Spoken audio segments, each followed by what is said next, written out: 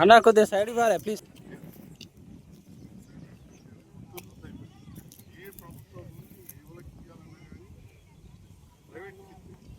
Government collect చేయాలి. అంతా MLA అట్లా మాకు అవకాశం లేదు. ఊళ్ళోనే చిన్నకుమార్ రెడ్డి ఉన్నప్పుడు అర్థమైంది కానీ అదే ట్రెండింగ్ చేసి సో రోజు మెప్పడి మనం చేసుకునేది.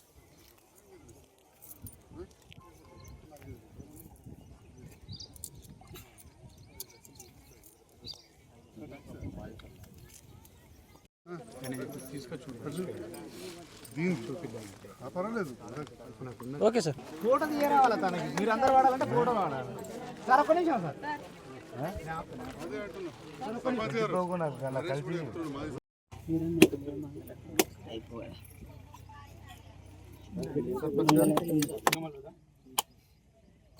ఒక్క తర్వాత నమస్తే.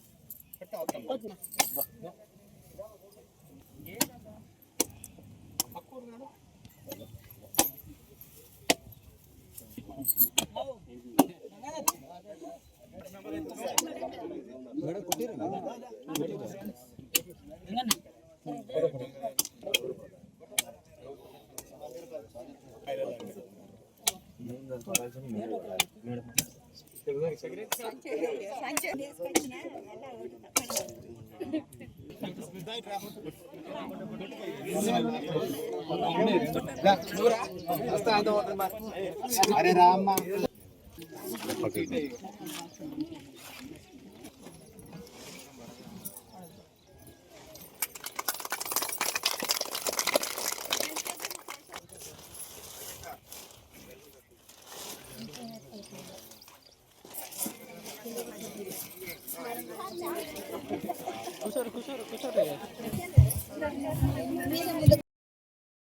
ఎంపీఓ గారికి, ఏపీఓ సార్ గారికి, సిఏ గారికి, గ్రామ ప్రజలకు, మహిళా సంఘ సభ్యులకు అందరికీ నమస్కారం.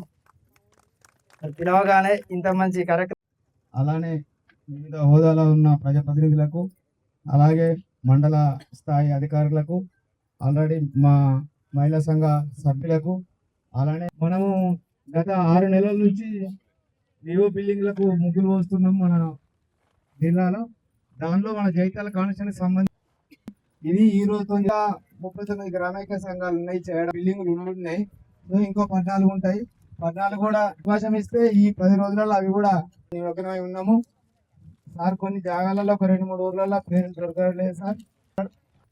ఇప్పుడు ఒకసారి మీరు అన్నారు మమ్మల్ని, ఆల్రెడీ ఈ వివో సంఘ బిల్డింగ్లు అనేది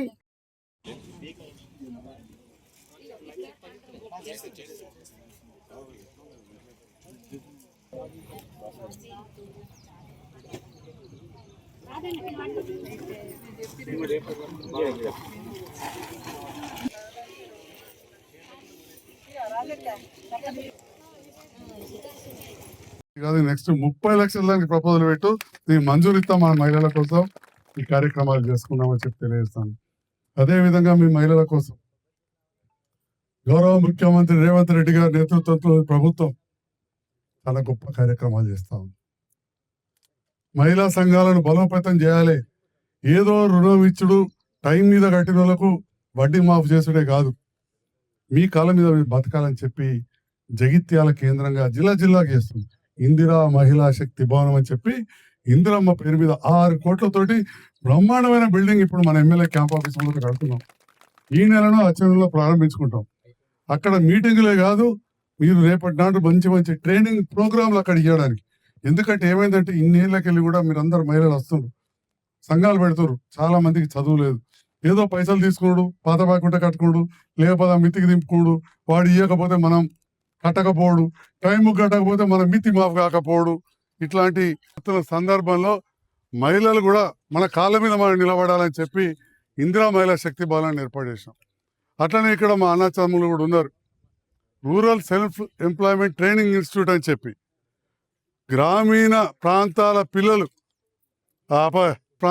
ఎందుకంటే నేను చెప్పేది ఏంటంటే మీరు 100 మంది తింటే ఒక 4 కుటుంబాల పిల్లలు బాగుపడ్డా మనం చాలు, అందరికందరం చేయలేం. తెలంగాణ రాష్ట్ర ప్రభుత్వం, కేంద్ర ప్రభుత్వం, యూనియన్ బ్యాంక్ ఆఫ్ ఇండియా 3 కోట్ల రూపాయలు వేసి ఈ ఇందిరా మహిళా శక్తి భవనం పక్కకే కట్టబోతున్నాం. ఇప్పుడు టెంపరీగా కిరాయకు గొల్లపల్లి రోడ్లో మహిళా డిగ్రీ అంటే ఏబీ కన్వెన్షన్ ఎదురుగా ఆల్రెడీ ప్రారంభోత్సవం చేసినాం. మీరు మహిళా నాయకురాళ్ళు, యువకులు వెళ్ళి అక్కడ చూడండి. ఇప్పటికే లక్ష్మీపూర్కి చెందిన మహిళలు గాజులు తయారు చేసి అమ్మే కార్యక్రమానికి శ్రీకారం చుట్టింది. ఇప్పటికే నేర్చుకున్నారు. ఇట్లాంటి కార్యక్రమాలు మీరు గెలిచిన మీ ఎమ్మెల్యేగా నేను చెప్తా ఉన్నా. మీ కాళ్ళ మీద మీరు నిలబడడానికి పక్కనే అడ్వాన్స్ టెక్నాలజీ సెంటర్ గుట్ట పక్కకే మీరు వెళ్ళి చూడాలి. ఎన్నో గుళ్ళకు పోతాం, గోపురాలకు పోతాం, చర్చలకు పోతారు, మసీదులకు పోతారు. ఒక్కసారి చూడండి. విద్యాలయాలే మన దేవాలయాలు. విద్యతోటే వికాసం. బ్రహ్మాండమైన విద్యా నిలయాన్ని ఇక్కడ ఏర్పాటు చేసినాం. Advance technology centre Tata group భారతదేశంలోనే చాలా గొప్ప సంస్థతోటి మన ముఖ్యమంత్రి రేవంత్ రెడ్డి గారు 2500 కోట్లతోటి వాళ్ళు ఇచ్చే విధంగా, ట్రైనింగ్ అయిన తర్వాత ఉద్యోగం కూడా ఇచ్చే విధంగా ట్రైనింగ్ ఇన్స్టిట్యూట్ ఉంది. వెళ్ళాలి, మన పిల్లలకు ఆ వినియోగం చేసుకోవాలని చెప్పి కూడా ఈ సందర్భంగా విజ్ఞప్తి చేస్తా ఉన్నాం. మా మహిళా అక్క చెల్లెలున్నారు. జగిత్యాల మహిళా డిగ్రీ కళాశాల తల్లులు రామటాకి ఎదురుగది ఆటోనామా స్వయం ప్రతిపత్తి చేసినాం. కరీంనగర్లో ఎప్పుడో ఉన్న కళాశాలకు మొన్ననేస్తే ఢిల్లీ నుంచి పర్మిషన్ స్వయం ప్రతిపత్తి అంటే కోర్సులు మనకు ఉపయోగపడి వాళ్ళు వేయచ్చు. చాలా మంది సిస్టర్లు మా దగ్గర పనిచేసి చేస్తారు. ఉదాహరణకు మన నర్సింగాపూర్ విజయ్ నా దగ్గర 10వ చదువుకొని 12వ చదువుకొని వచ్చాడు. చిన్న కంపౌండర్ ఉంటే మా దాంట్లో ఒకటి టెక్నీషియన్ కోర్స్ ఉంటుంది. చిన్నగా చదువుకున్నాడు.